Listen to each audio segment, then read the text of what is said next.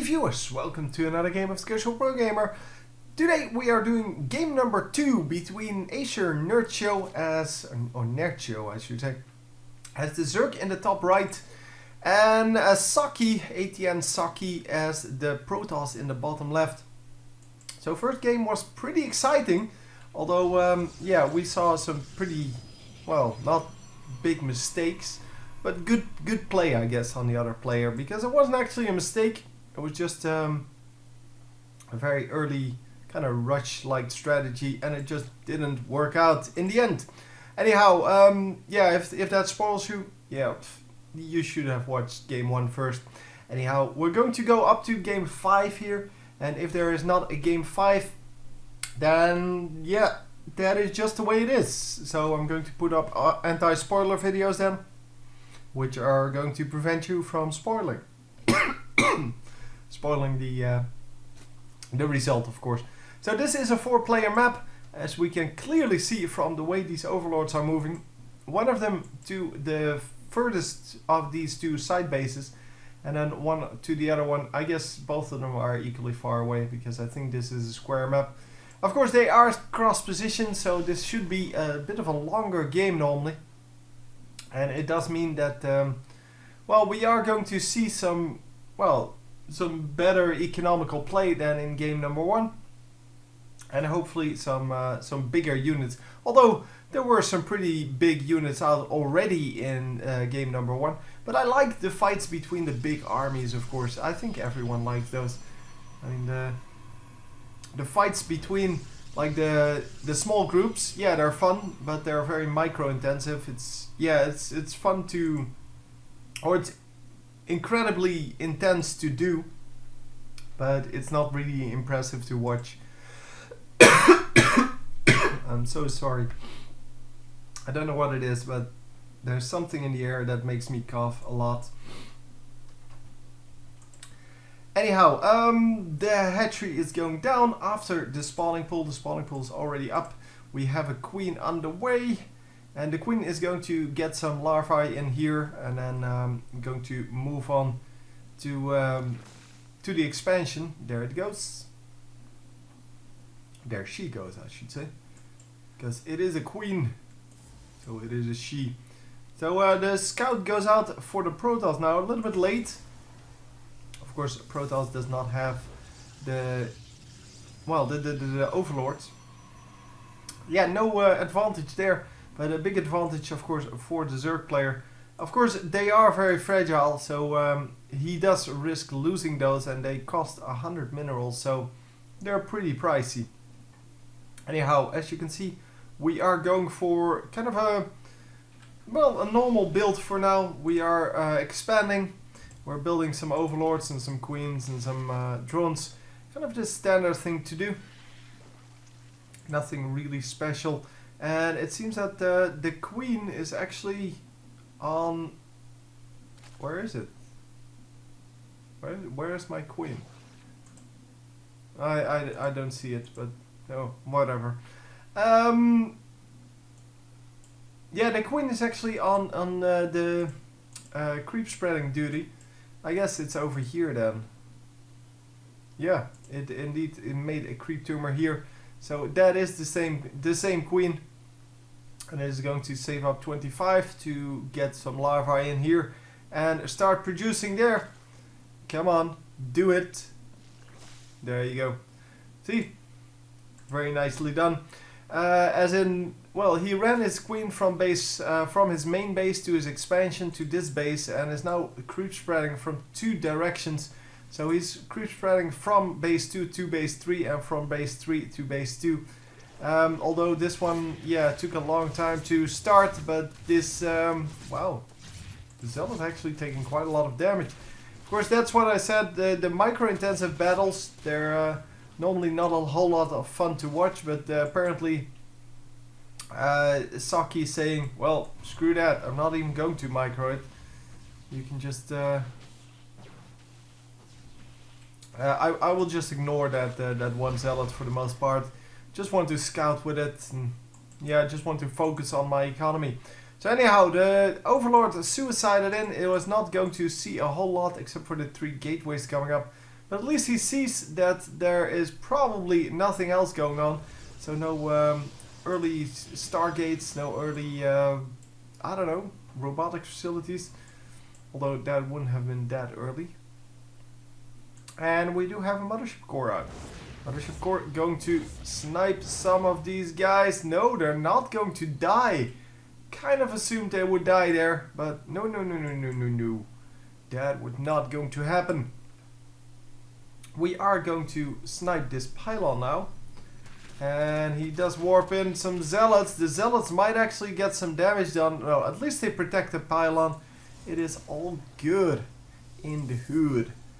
So our overlord spotting here. This guy should really just see this overlord. I mean, you know where they put the overlords. Might as well go for that. Yeah, he can only target ground, so he can't actually snipe it, but well, I can still spot it. And here we go, all of the zealots are going to go down. And with this many zealots going down, I have to ask myself, is this still a winnable situation for the Protoss player? He lost so many units already. And it's so far, well, he lost, 7 zealots already. And yeah, well, the 13 units sounds like a lot, but first of all, it's Zerg. Second, they're all Zerglings. So yeah, the harvesters on the Zerg front, way more. And the units lost, as you can see, 850 already lost. That is almost double of what the Zerg is losing at the moment. But yeah, the Zerg is also kind of a, yeah, I don't really care about my units kind of race. So the Zerg really doesn't care how many of the Zerglings die in the beginning, unless it's a Zerg versus Zerg, then they do care. But yeah, the Protoss are going to try to go for these flying units once again. And we're going to have to see how he actually reacts to that. So mothership core really not a problem anymore for the roaches. Roaches have 145 HP. And they take 1 less damage, so that's 7 damage each time. That means you have to fire it 21 times, probably 22 because it will regenerate health. And yeah, 22 times firing at, 1 times a second. Yeah, that takes a long time.